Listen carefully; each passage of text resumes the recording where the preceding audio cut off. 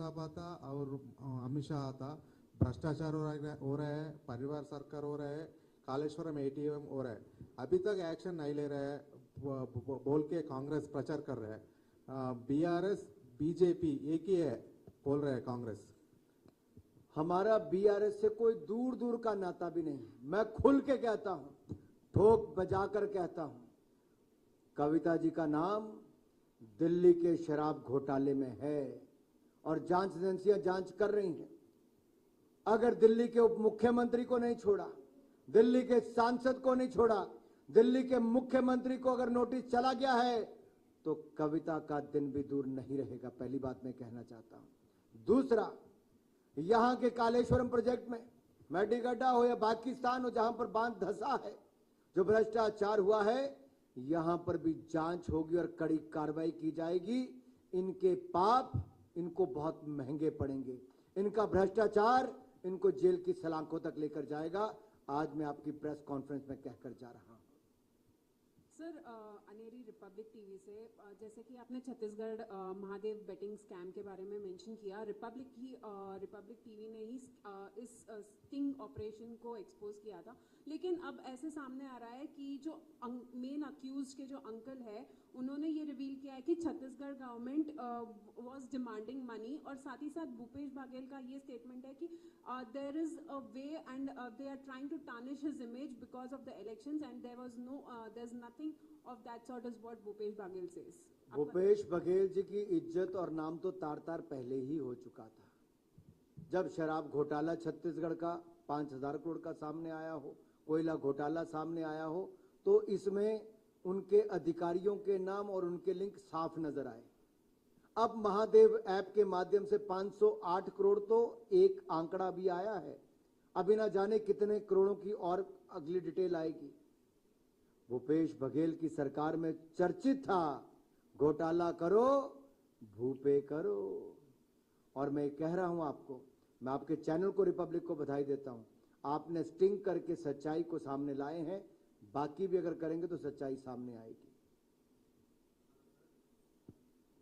Sir,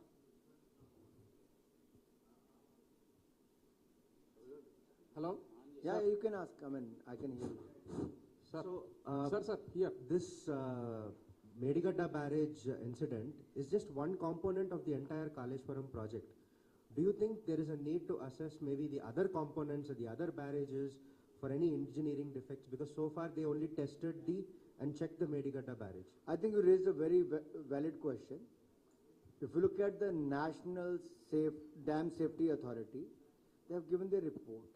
I mean, that itself, revealed shocking facts about the engineering blunder, and that might be because of the corrupt practices of the current government in the state of Telangana.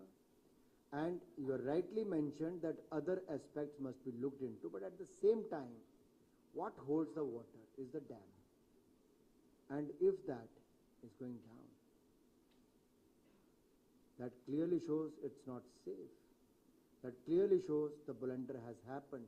That clearly shows that there was corruption in the process.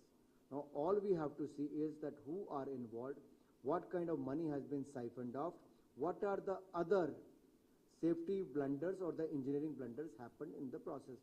But once the probe starts, the facts can come at the later stage. Sir, Abdul Bashir from India today this side, आज तक से sir Kamal Nath ने बयान दिया है, कमलनाथ जी ने, कि बाबरी मस्जिद के जो ताले हैं, और मैं आपको ये भी कहता हूँ कि जैसे कह रहे थे कि 80,000 करोड़ से बढ़ के प्रोजेक्ट की कॉस्ट 1,35,000 करोड़ तक हो गई थी. It escalated. It started with very less amount initially, and you all know that. And how time and again they have escalated to 1,35,000 crore rupees. Sir Kamalnath ji ने हाल ही में ये कहा कल कि राजीव गांधी जी ने राम मंदिर के ताले खोले थे, बीजेपी इसका श्रेय मत ले, तो इस पर आप क्या कहेंगे सर? मैं इतना ही कहूंगा, राम भक्तों पर गोली चलाने वाले, राम भक्तों को कोसने वाले, राम भक्तों से सवाल खड़ा करने वाले कि जय श्री राम नारा तो लगाओगे, मंदिर कब बनाओगे, तारीख कब बताओगे, तो कहते थे। आज हम कहते हैं 500 साल का इंतजार खत्म किया, तो भारतीय जनता पार्टी की सरकार में नरेंद्र मोदी जी ने कोविड के समय भी शिलान्यास भी किया, अब उद्घाटन करने का काम भी करने वाले हैं। सर राहुल गांधी अभी हाल ही में यहाँ पे आए थे और पब्लिक मीटिंग में जब वो पब्लिक को एड्रेस कर रहे थे उस वक्त उन्होंने कहा कि बीजेपी और बीआरएस का एक अलायंस है और इसी वजह से केसीआर के अगेंस्ट कोई केसेस नहीं है, चाहे वो ईडी हो, आईटी हो या फिर कोई और एजेंसी के केसेस हो, वो केसीआर पे कोई केसेस नहीं है। ये आरोप मैं आपके सामने कालेश्वरम प्रोजेक्ट से लेकर दिल्ली के शराब घोटाले तक सारे आरोप भी लगा रहा हूं और ये भी कह रहा हूं कि जांच एजेंसियां उन पे भी गति से काम करें और वो भी सच सामने आए और भ्रष्ट लोगों के खिलाफ कार्रवाई हो। राहुल गांधी से हमें सर्टिफिकेट नहीं चाहिए जो खुद जमानत पर हैं। राहुल गांधी स्वयं बेल में है घोटाले पर। नेशनल हेराल्ड घोटाले में राहुल गांधी जी और सोनिया गांधी जी जमानत पर हैं और एक नहीं कई घोटाले के आरोप उनके ऊपर हैं। कांग्रेस पार्टी घोटालों से घिरी हुई है। कम से कम कांग्रेस को तो ईमानदारी का सर्टिफिकेट किसी को नहीं देना चाहिए जिनके अभी सरकारें आई और उनके लोग भ्रष्टाचार में संलिप्त पाए जा रहे हैं। Last question from Telugu channel please. Last question Telugu channel वाले ఎవరైనా అడిగేది ఉంటే सर అడగండి। लास्ट क्वेश्चन ఎవరు లేరు కదా पूछिए सर केटीआर जी ने कल कहा था कि पिछले बार 2018 में सिर्फ बीजेपी यहाँ पर एक सीट आया था पूरे 119 में, अब के बार तो वो भी नहीं आने वाला है, इस तरह की उन्होंने आरोप किया है। कैसा देखता है? और जो भी दिल्ली से यहाँ पर लोग आ रहे हैं उनके फ्लाइट चार्जेस सिर्फ फजूल में जा रहे हैं, इस तरह की स्टेटमेंट। मैं इतना ही कहूंगा केटीआर जी अपनी चिंता करें। जो भ्रष्टाचार किया उसके चलते जवाब अब इनको देना पड़ेगा, तो थोड़ा तैयारी कर लें। इनकी सरकार में जो घोटाले हुए हैं, और मैं एक बात और कहना चाहता हूं, जब बाई इलेक्शन हुआ, चाहे दुबक्का का हुआ या हमारा हुजूराबाद का हुआ, वो कौन जीता? भारतीय जनता पार्टी ने जीती, जब पूरी सरकार ने अपनी ताकत लगा दी। तब क्या हुआ था केटीआर और केसीआर को? यहीं पर जीते थे और यहीं पर विधानसभा के चुनाव भी जीतेंगे। और जब यहां पर महानगर के चुनाव हुए तब भी भारतीय जनता पार्टी ने ताकत के साथ चुनाव लड़ा और मैं 48 सीटें हम लोग जीते। और मैं एक बात सबसे कहना चाहता हूं, भारतीय जनता पार्टी सदा तेलंगाना के हक के लिए लड़ती रही। 9 लाख करोड़ रुपया नरेंद्र मोदी जी की सरकार ने तेलंगाना राज्य के लिए दिया है केंद्र से। दूसरी ओर केसीआर की सरकार है जिसने कहा था हम गरीबों को 2 कमरे का पक्का मकान बनाकर देंगे, नहीं दिया। कहा था दलित परिवारों को, अनुसूचित जाति के परिवारों को 10 लाख रुपया मिलेगा, नहीं दिया। जिनको मिले भी उनसे 30% कमीशन के आरोप सामने आए। कहा था 3 एकड़ जमीन देंगे, नहीं दिया। कहा था 3000 रुपया बेरोजगारों को देंगे, नहीं दिए।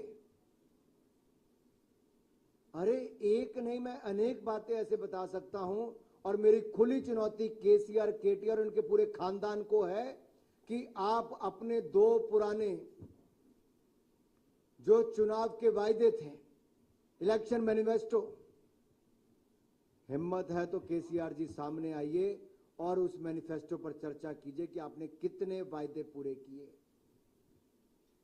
कांग्रेस की गारंटियां कर्नाटक और हिमाचल में फेल हुई, तो केसीआर के वायदे और इलेक्शन मैनिफेस्टो यहां पर फेल हुआ तेलंगाना में।